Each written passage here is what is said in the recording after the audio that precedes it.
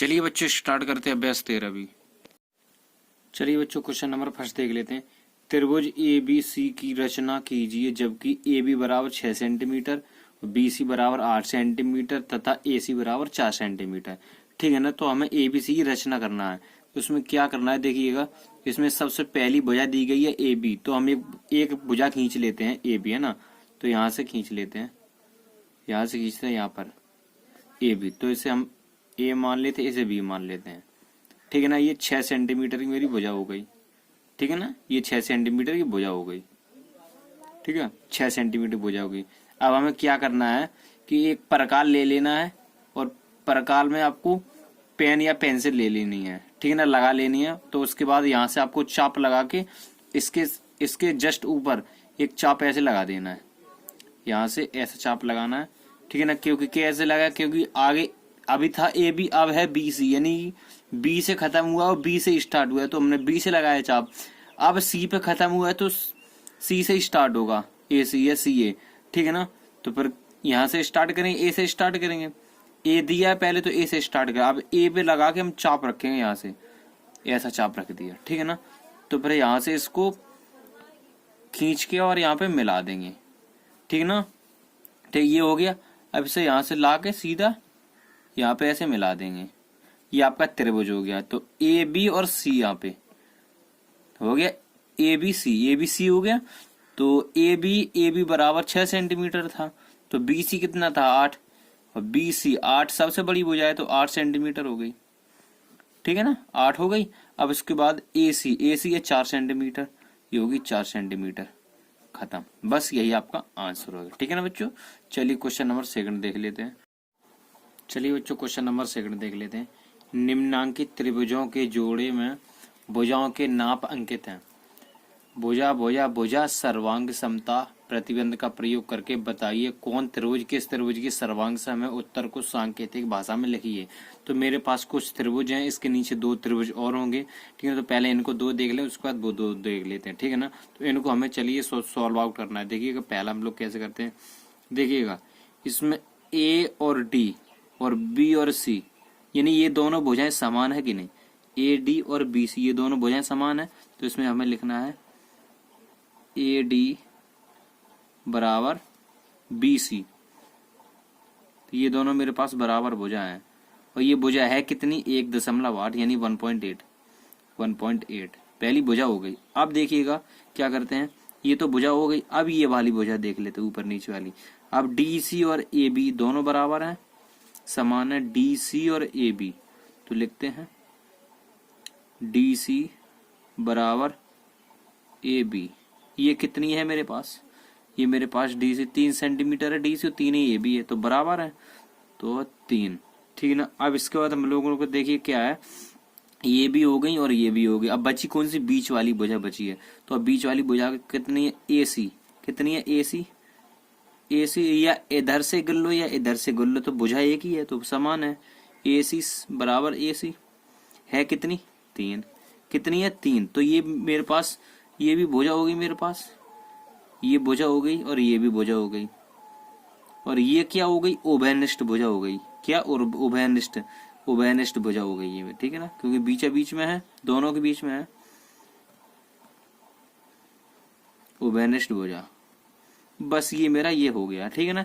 ऐसे इसका ये सेकंड वाला है, ये वाला भी हम लोग देख लेते हैं। अब देखिएगा इसमें एक भुजा ये बी ओ बी है ना, ओ बी।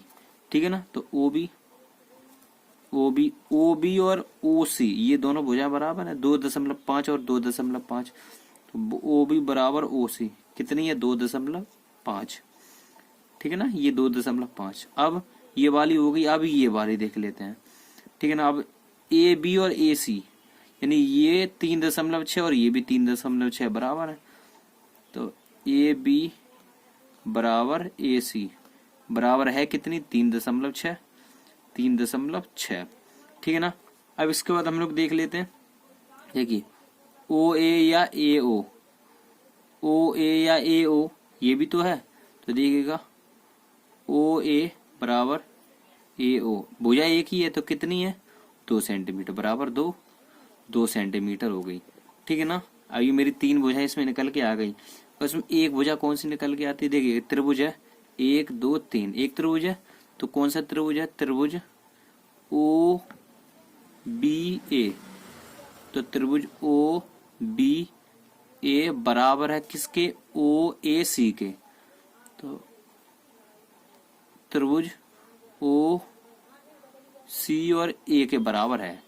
बस ये मेरे आंसर हो गए, ठीक है ना बच्चों। चलिए इसके दो त्रिभुज और देख लेते हैं। चलिए बच्चों ये दोनों त्रिभुज आपस में मैच करके देख लेते हैं, क्योंकि क्वेश्चन नंबर सेकंड में ये दोनों त्रिभुज और बचे हैं। देखिएगा इसमें तो एक तो इसमें ये एक त्रिभुज ये और एक त्रिभुज ये है, ठीक है ना। तो सबसे पहले हम पहली भुजा देख ले। तो पहली भुजा ए बी और इसमें पहली भुजा पी क्यू, 1.8 1.8 यानी कि बराबर है। तो देखिए हम लोग लिख लेते हैं ए बी बराबर पी क्यू, यानी दोनों बराबर है पी क्यू। अब ये ए बी और इसकी पी की दोनों भुजाएं 1.8 1.8, तो इसका मतलब ये बराबर है कितनी, 1.8, ठीक है ना। अब बी सी और क्यू आर, यानी कि बी सी और क्यू आर दोनों बराबर है 2.8 इनको लिख लेते हैं। बी सी बराबर है किसके, क्यू आर के, कितनी है 2.8, इतना हो गया। अब ये वाली भुजा देख लेते हैं, ये भी हो गई और ये भी हो गई। अब ये वाली देख लेते हैं ऊपर वाली, ए सी बराबर है पी आर के। तो ए सी बराबर पी आर कितनी है 2.4, तीनों भुजाएं हो गई। अब क्या करना है, अब त्रिभुज है, ये मेरे पास त्रिभुज है, क्या है त्रिभुज है, तो त्रिभुज ए बी सी सर्वांग सम है या बराबर है, क्या ए बी सी सर्वांग सम या बराबर है किसके, पी क्यू आर के, पी क्यू आर के। बस ये मेरे आंसर हो गए। तो क्वेश्चन नंबर सेकंड में जो इससे पहले दो डायग्राम थे वहां पे हमने बराबर लगा रखा है, तो आप देख लीजिए कि ये बराबर या सर्वांग सम भी है, ठीक है ना, लगा लीजिएगा। ठीक है बच्चों, ये क्वेश्चन खत्म हो गया क्वेश्चन नंबर सेकंड। चलिए बच्चों देखते हैं क्वेश्चन नंबर 3। चलिए बच्चों क्वेश्चन नंबर 3 देख लेते हैं। पार्श्ववांकित चित्र में ए डी बराबर डी सी और ए बी बराबर बी सी, ठीक है ना। तो इसमें दो क्वेश्चन दिए हैं, पहला देख लेते हैं, क्या कोण ए बी डी सर्वांग सम है सी बी डी के। तो हमें ये बताना है क्या जो पहला कोण है ए बी डी, क्या ये बी सी डी के सर्वांग सम है, ये हमें बताना है। देखिएगा कि कैसे, पहले हम लोग चित्र को देखते हैं। देखिएगा ए डी भुजा और डी सी भुजा, ए डी और सी डी, ए डी और सी डी ये दोनों क्या है, आपस में समान है, यानी कि ये दोनों आपस में समान है, ये दोनों आपस में समान है, ठीक है ना। तो ए डी बराबर सी डी को लिखना है, ए डी बराबर सी डी, ठीक है ना। ये दोनों भुजा आपस में समान है, क्या ये दोनों भुजा आपस में समान है। अब ए बी बराबर सी बी, ये दोनों भी आपस में समान है, ए बी बराबर सी बी, सी बी ये भुजा दोनों आपस में समान है कि नहीं, ठीक है ना। ए डी और डी सी सी डी दोनों समान है। अब ए बी और सी बी ये दोनों भी समान है। अब क्या है, अब मेरे पास एक भुजा और बची बी डी, ये उभयनिष्ठ भुजा है, कौन सी है, बी डी। तो बी डी बराबर बी डी, ये दोनों, ये कौन सी भुजा है, ये एक उभयनिष्ठ भुजा है, दोनों के बीच में है उभयनिष्ठ भुजा, ठीक है ना। अब क्या है देखिएगा, तो देखिए ये दोनों भुजाएं आपस में, ये दोनों भुजाएं समान है, ये दोनों भुजाएं समान है। जब त्रिभुज की सारी भुजाएं समान हो तो सीधी सी बात है त्रिभुज भी समान होगा, या उभय या क्या होगा, या सर्वांग सम होगा। तो हमें लिखना है कोण ए बी डी, कोण ए बी डी सर्वांग सम है किसके, कोण सी बी डी के सर्वांग सम है, ठीक है ना। यही हमें लिखना है सर्वांग सम, बस यही हमें लिखना है, क्योंकि जब ये भुजाएं समान है तो सीधी तरह से कोण भी सर्वांग सम ही होगा या समान होगा, ठीक है ना। चलिए तो ये तो पहला हो गया आपका। अब इसका हम लोग सेकंड देख लेते हैं। सेकंड में कहा यदि कोण ए बी डी सर्वांग सम है कोण सी बी डी, तो इसके संगत भुजाओं और संगत कोणों को लिखिए। तो देखिए संगत भुजाएं यहाँ पे हमने आपको लिखी है, संगत भुजाएं कौन कौन सी थी, ए डी ए डी बराबर सी डी, ये आपकी भुजाएं थी, है ना। तो ए बी बराबर सी बी, ए डी बराबर सी डी और ए बी बराबर सी बी, है ना, ए बराबर सी। और उसके बाद ये मेरी एक उभयनिष्ठ भुजा थी, कौन सी थी, बी डी बराबर बी डी, है ना। तो यही तो थी, ये हमारी उभयनिष्ठ भुजा थी। ये तो हो गई हमारी भुजाएं। अब हम लोग देखते हैं क्या, कोण। कोण तो देखिएगा एक कोण ये बनता है, ये दोनों सामने है, कोण ए और कोण सी। तो कोण ए है तो इसके लिए हम क्या लिखेंगे, देखिएगा कोण B A D, B A D बराबर है किसके, कोण, तो समान है कोण बी सी डी। देखिए कोण बी ए डी बराबर है किसके, कोण बी सी डी, यानी ये दोनों कोण के आपस में समान है, ठीक है, बराबर है, ठीक है ना।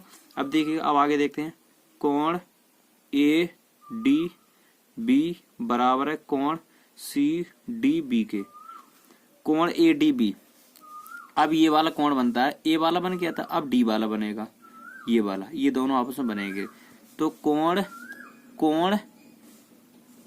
ए डी बी, अभी यहां से था, अभी यहां से था, यहां से बी ए डी, अब होगा ए डी बी, किसके समान है, C B C D B के, सी डी बी के, ए डी बी समान है सी डी बी के, ठीक है ना, ये आपका समान हो गया। अब एक कोण और देखते हैं, कोण A B D, A B D बराबर किसके, कोण सी बी और डी के। देखिए कोण ए बी डी, अब ये वाला कोण आता है, ये वाला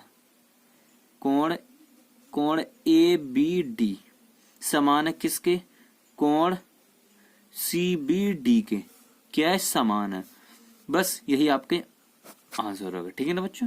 चलिए क्वेश्चन नंबर 4 देख लेते हैं। पार्श्ववांके चित्र में त्रिभुज ए बी सी और त्रिभुज ए बी डी एक ही भुजा पर बने त्रिभुज हैं, ठीक है ना। ए सी बराबर बी डी तथा बी सी बराबर ए डी है। निम्नांकित कथन में कौन सत्य असत्य है ये हमें बताना है, ठीक है ना। तो इनमें से सत्य और असत्य हमें बताने हैं, ठीक है ना। इससे पहले हम लोग डायग्राम को समझ लेते हैं। देखिए डायग्राम को हम लोग समझते हैं। देखिएगा यहाँ पे एक कोण आपको दिया गया है सी और एक कोण दिया है डी, ये दो कोण है। देखिए एक कोण है सी बराबर है किसके, कोण डी के। तो ये कोण सी है, वो डी कोण, दोनों एक दूसरे के बराबर है। अगर बराबर है तो डी को अगर हम सी के साथ भी लिख सकते हैं और डी के साथ हम लोग सी को भी लिख सकते हैं, मतलब एक दूसरे में इनको एक्सचेंज कर सकते हैं, ठीक है ना। ऐसे ही यहाँ पे देखिएगा, ये दोनों एक दूसरे के बराबर है, संगत है। तो ए को एक के पास हम लोग बी भी लिख सकते हैं और बी के पास हम लोग ए भी लिख सकते हैं, ठीक है ना। तो ऐसे हम लोग लिख सकते हैं, मतलब एक दूसरे के क्रम में लिख सकते हैं। इसी आधार पर हमें इनके आंसर देने हैं। देखिएगा कैसे, देखिएगा ए बी सी तो तीनों में है, इससे तो कोई मतलब नहीं। अब यहाँ पे हमें देखना है सत्य और असत्य। देखिएगा जैसे सी की जगह हम लोग डी लिख सकते हैं और डी की जगह सी, ए की जगह बी और बी की जगह ए, ऐसे हम लोग लिख सकते हैं। ऐसे यहाँ पे देखना है ए बी सी, ठीक है ना। तो ए की जगह ए, ये तो पहले गलत हो गया क्योंकि ए की जगह बी लिख सकते थे, बी की जगह बी और सी की जगह डी। तो ये दोनों तो मेरे एक से मिल गए, जो एक से नहीं हो सकते बल्कि एक दूसरे में एक्सचेंज हो सकते, तो पहला तो गलत हो गया, ठीक है ना। अब देखिएगा ये वाला ए बी, ए है तो ए का ए ही हो गया, ये भी गलत हो गया। बी की जगह हमारा सी होना चाहिए था, डी दिया है तो ये भी गलत है, ठीक है ना, ये भी मेरा असत्य है। अब देखते हैं लास्ट बचा है, ए की जगह बी है, बी की जगह ए है और सी की जगह डी है, इसका मतलब ये मेरा सही है, ठीक है ना बच्चों। ये हो गया मेरा आंसर, ठीक है बच्चों। अभ्यास 13 भी खत्म हो गया, ठीक है बच्चों। चलिए बच्चों मिलते हैं अब 13 में।